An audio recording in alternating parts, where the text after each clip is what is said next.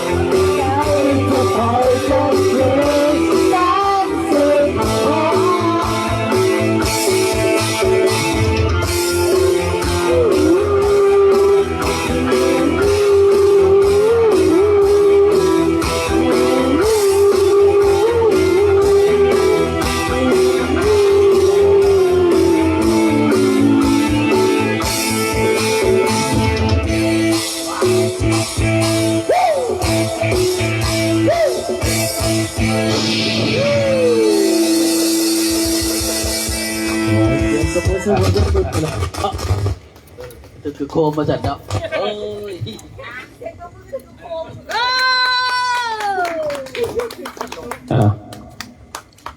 เมื่อคีย์บอร์ดกีแตกเลยพี่น้องเลยเมื่อคีย์บอร์ดมันเคาะไปแล้วเมื่อคีย์บอร์ดลิ้นน้ำแล้วก็ลิ้นกาย2-3 บาทตัวนอนยินกันไปกินกันไปตอนนี้เบียร์ฟรีจะนอนสิขายเบียร์แล้วบัดนี้เริ่มสิขายเบียร์แล้วบัดที่นี่ทีมงานเพจบอลลาบันเทิงศิลป์ทุกท่านนอกจากของสตูดิโอดอกพลัสโกสตูดิโอพลัสโกสตูดิโอท่านเนาะเทวามวลซืนกันสมพอสมควรเนาะมีความสุขสนุกสนานปี2026ทุกท่านมีแต่เรื่องมวลมีแต่เรื่องมันมีแต่เรื่องโอ้สุดยอดหลายเนาะอย่าลืมกันแล้วกันนะเจอกันวันที่3และวันที่4เด้ออยู่ที่สำนักงานพลัสโกลาของเราเองแต่เนาะทุกคนอันนี้มาบ่เลยเนาะมาเพื่อว่างแผนงานต่างๆเนาะที่เขาจะเดินงานกันจัดงาน S2 Center ตามตารางแผนงานที่กำหนดไว้เนาะทางไม่เท่าเต้นก็สุดแสนเสียดายเนาะหล่อบังกีไปตัดสูตรเพชรเก่าไก่หอดมือย่ามไก่ที่เป็นพญาปวดท้องขี่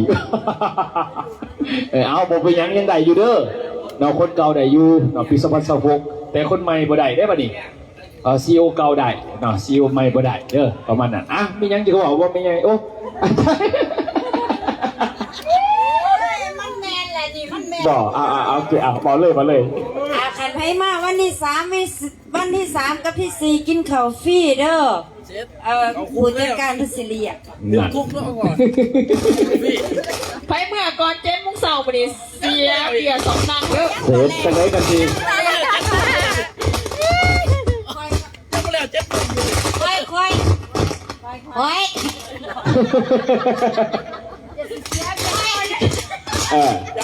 เจ้าบ่ได้กินข้าวฟรีเด้อข่อยกินข้าวเหนียวกับข้าวเจ้า นั่นอย่าเฮ็ดกับข่อยวันวะ เอ็นกับข่อยมาโลดถามกับเสีย เจ้าตัวหันโมเมนต์ข่อย ข่อย เจ้าพี่ข่อยเจ้า เราเตรียมตัวเตรียมงานกัน เอ้ยนี่จันนี่คันเมื่อตอนนี้นี่ฮะเสียเบียร์ประมาณ1 2 3 4 5 5 ล้านเด้อจ่ายมาโดดเมื่อโดด เพราะว่าเราบริเวณคนเดียวอะติ จ่าย5 ล้านนี่เมื่อใดโดดตอนนี้นี่ เสียบัดนี้ อาจารย์นูจันทร์มาจากไหน มันกินบ่ได้ข่อยกินไม่ได้ อาจารย์นูจันทร์ว่าเขาเห็นละเสืออยู่แล้วป่ะ นี่เนาะบวนซืนทีมงานของเขานับมือแหละเนาะปี2016เนี่ยสิกว่าเก่าเนาะตามมีความในใจหรอกว่าเนาะเขาก็คอยขยายพัฒนาการแต่ละอย่างเนาะห้องสตูดิโอก็เพิ่มขึ้นในใจกะนอกจากนี้เนาะจะที่ส่วนขยายวงดนตรีอยู่นี่ คุณนายบ้านหลักขึ้นไปเบิ่งสัตว์สามมันคุณนายเปล่าขึ้นไปสำรวจแน่ อ๋อบ่ได้ได้เพิ่นนั้นกุญแจกันหรอก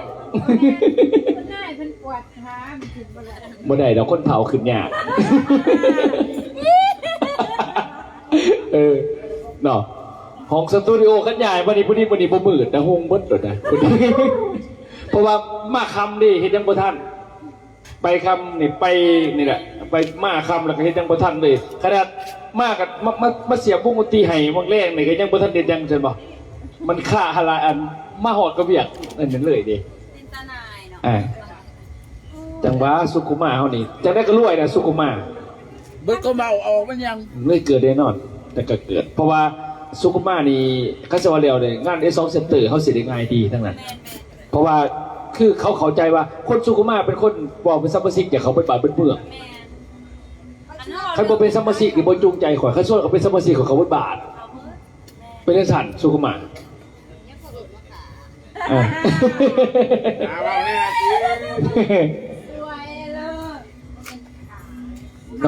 วันที่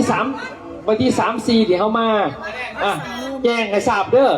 วันที่3-4นี่แม่นเป่าไม้ละลักเขาสิประชุมกันเรื่องเล่าของการมอบหน้าที่รถบัสเด้อ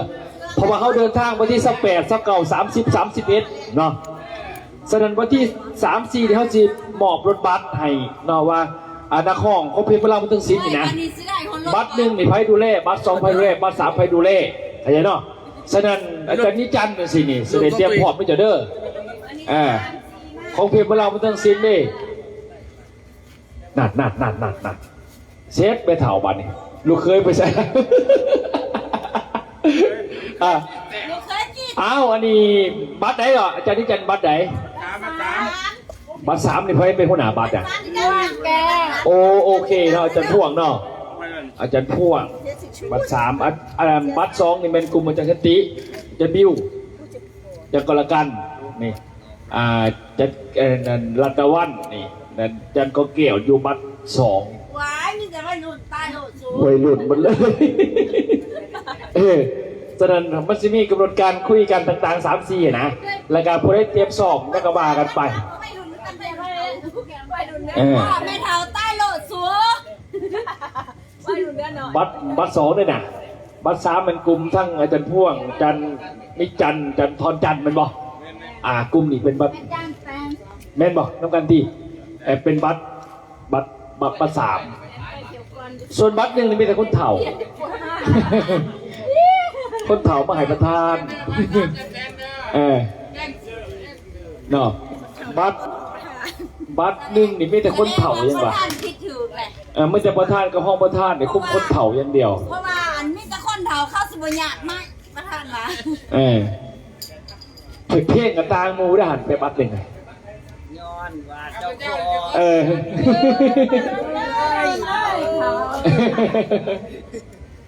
งหลอบนี่มวนซื้อในนอกดูแต่นอกไปนี่แต่ว่าเอาจะสิคุยกันต่อนอกวันที่10 คุยกันฐานเลยวันที่12 13 14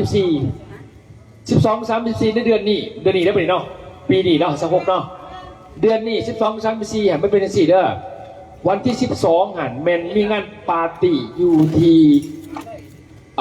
วันเล่ก็คือแต่ว่าเจ้าห้องเพลงเป็นคาราโอเกะดิต่างๆนะแต่ว่ามีงานรวมอยู่หันคณะเฮาที่ไปรวมกับไปรวมมวลซื้ออยู่หันน้ำอยู่วันเล่เนาะขึ้นวันที่12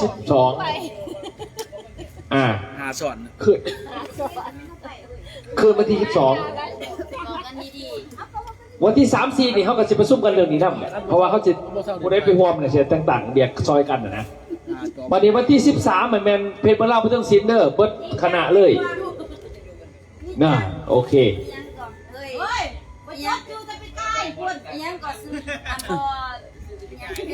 วัดไปเบิ่งมือคีย์บอร์ดเนี่ยออกจากห้องน้ำการโศกไส้เป็นแก่เดินซาบวม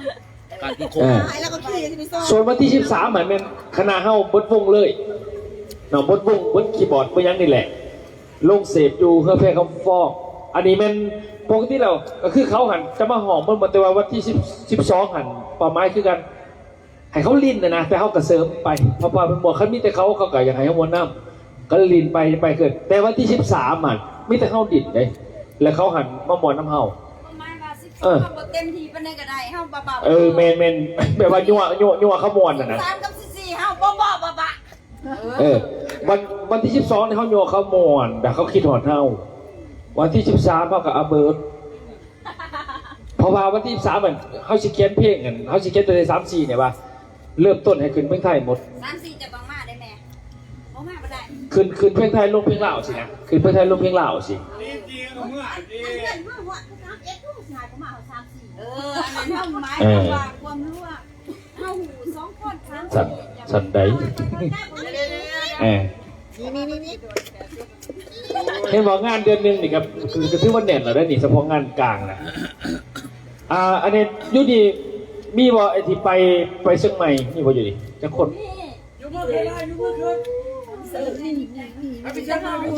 แสดงว่าลองคนแตนเดี๋ยวบริบายบอกเชียงรายเนี่ยนี่เพื่อนของบริจาคเลยเด้อเชียงใหม่เดินทางเดือน2เด้อ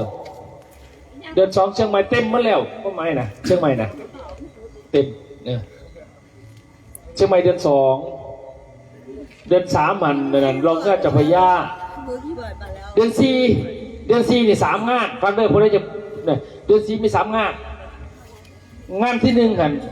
ก่อนสงกรานต์นั่นแมนเฮาสิเอาคณะกรรมการนี่ลงเงินสิรินทอดเอาไทยหอมน้ำพอได้กินเดี่ยมปาร์ตี้กันหลังจากมือเฮาร้องงานเป็นเฮาจะประชุมคณะวงดนตรีกับคณะเพราะว่าเฮาสิแจกบัตรดิแล้วก็มาวงดนตรีไงเขาเอาเสา4 คูณ 4ลง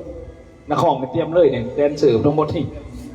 หลังจากแล้วเลยปั๊บแล้วพักมื้อนึงมันไปโรงพยาบาลคนไหนผู้ใดอยากไปน้ำอยากเฮ็ดปูอยากไปย่างปูไปคุยกับผู้จัดการแม่นเดี๋ยวคุยกับผู้จัดการเด้อว่าพี่ยังสิไปง่ายๆกับไปลงกับเราอันนี้เดือน4บ่ไปยังก็สิไปหยังบัดเด้อบอกผู้ใดอยากไปน้ำเพราะว่าเขาหันสิไปอย่างนะส่วนเดือนที่ห่างกินปูดูเกียวเดี๋ยววางแผนขี่รถไฟก็ได้แล้วแต่เขาบอกกันเนาะเอาอีกหอบนึงล่ะกับพักผ่อนกันเนาะอย่าเท่าเมื่อยกันเนาะพักผ่อนเลยบอกพักผ่อนก็เลยมันต้องมีเพลงล่าได้ครับเตะได้บอกสุดท้ายสุดกับปีใหม่เดือนใหม่เรื่องเด้อถือว่าปีนี้พวกเราเตรียมแผนกันบริภาคบริพรแต่3-4ไพ่มานี่แม่นมาหยัดเรื่องของงานต่างๆแล้วเขาก็สิลงพื้นที่S2 เซ็นเตอร์ที่เขาออกตารางไว้อาจารย์นิจันทร์ที่แจงไว้กับเตรียมไว้ยูไซกับจะแจงมาที่หลังบ่มีเซ็นเตอร์ไว้ของแก้วเกี่ยมกระเซ้าอันบอกให้เมืองเด้อมียังไงจะมาบอกอันนี้ตัวนั้นก็เรียกว่าบ่มีมาวางเลยในเดือนที่1นี่ไว้สันซะเดือนที่2ขั้นเดือนที่1บ่วางเดือน2 3 4มันก็ต้องบ่วางเขาบ่ยอมเนาะนี่ถามเสียจังบอกกันอีกทีนึงไม่ยังกินข้าวกันอยู่ออฟฟิศไม่อยากดอกเพราะว่าประเด็นวันที่2พอได้เงินมาแต่งสุขุมา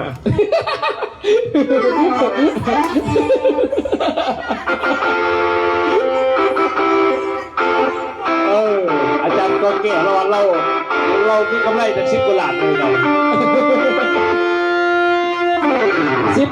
กว่าล้านนี่10 กว่ายังไม่ทันเอาคะแนนเพราะว่ายังสิลงกันเรื่องคะแนนอยู่ว่าเสร็จจะได้บอกว่าคะแนนนี่แพ้น่ะนะที่ล่มกันอยากให้เขาเอาไปต้มโหลดเมนเอาไปต้มโหลดมีแต่ลงให้เขา